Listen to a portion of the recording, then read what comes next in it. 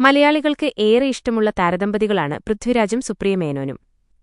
മാധ്യമപ്രവർത്തകയായിരുന്ന സുപ്രിയ ഇപ്പോൾ പ്രൊഡക്ഷന് ഹൌസുമായി സജീവമാണ്. നിർമ്മാണ കമ്പനിയിലെ കാര്യങ്ങളെല്ലാം ഭാര്യ നോക്കുന്നതിനാല് ആ ടെൻഷനില്ലെന്ന് പൃഥ്വി പറഞ്ഞിരുന്നു. അഭിമുഖങ്ങളിലെല്ലാം ഭാര്യയുടെ പിന്തുണയെക്കുറിച്ച് വാചാലനാവാറുണ്ട് അദ്ദേഹം. ജോലി രാജിവെച്ച ശേഷമുള്ള ജീവിതത്തെക്കുറിച്ച് സുപ്രിയയും തുറന്നു പറഞ്ഞിരുന്നു. മകളുടെ കാര്യങ്ങളൊക്കെയായി നല്ല തിരക്കിലായിരുന്നു നേരത്തെ.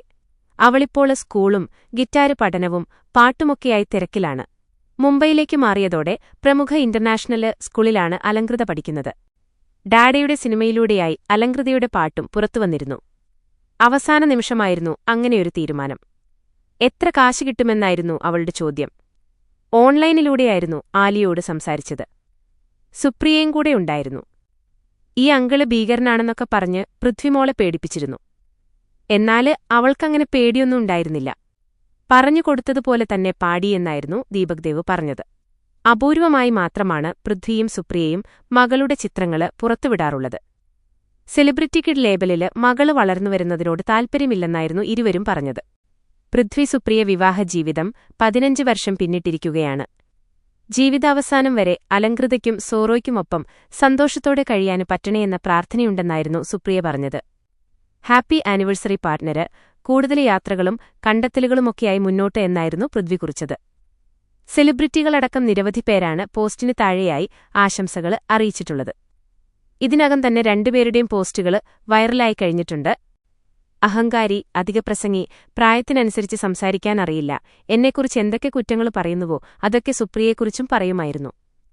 സുപ്രിയ സിനിമയിൽ വന്നിരുന്നുവെങ്കില് പെണ് പൃഥ്വിരാജായിരുന്നേനെ എന്നെനിക്ക് തോന്നിയിട്ടുണ്ട്.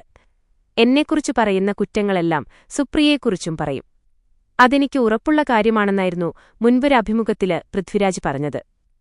തന്റെ ജീവിതത്തില് അങ്ങനെയധികം സുഹൃത്തുക്കളില്ലെന്ന് പൃഥ്വിരാജ് പറഞ്ഞിരുന്നു. സുപ്രിയ എന്റെ ബെസ്റ്റ് ഫ്രണ്ടാണ്.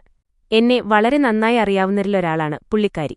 എല്ലാ വീക്ക് മൊമെന്റ്സിലും എന്നെ കണ്ടിട്ടുള്ളത് പുള്ളിക്കാരി മാത്രമാണ്. എന്റെ ഫാമിലിയുള്ളവര് പോലും അങ്ങനെ കണ്ടിട്ടില്ല. നമ്മൾ എത്രത്തോളം സെൽഫ്ലെസ് ആണ് എന്ന് മനസ്സിലാക്കുന്നത് മകളുടെ വരവോടെയാണ്. പുലർച്ചെ വരെയുള്ള ഷൂട്ടും കഴിഞ്ഞ് വന്ന് കിടന്ന് 5 മണിക്ക് എന്നെ ഇങ്ങനെ തോണ്ടുന്നൊരാള് അത് അലങ്കൃതയാണ്. വേറെ ആരെങ്കിലുമാണെങ്കില് ഞാന് ചീത്ത വിളിച്ചേനെ. പക്ഷേ മോളോടെന്തു പറയാനാണ്. അതുപോലെ നേരത്തെ റിമോട്ടിനു വേണ്ടി സുപ്രിയ എന്നോട് തല്ലുപിടിക്കുമായിരുന്നു. ഇപ്പോൾ ഞങ്ങൾക്ക് റിമോട്ട് കിട്ടാറേയില്ല. മകള് വന്നതോടെയാണ് ക്ഷമ പഠിച്ചത്. വെക്കേഷന് ടൈമില് ഞാന് സിനിമ ചെയ്യുന്നത് അവൾക്കിഷ്ടമല്ല. ഡാഡയ്ക്ക് ബ്രേക്ക് എടുത്തൂടെയെന്നാണ് അവളുടെ ചോദ്യം. എന്റെ സിനിമകളൊന്നും ഇതുവരെ അവളെ കാണിച്ചിട്ടില്ല. ഇനിയെന്നാണ് എനിക്ക് കാണാനാവുന്ന സിനിമ എടുക്കുന്നതെന്നും മകള് ചോദിക്കാറുണ്ടെന്നും പൃഥ്വി പറഞ്ഞിരുന്നു.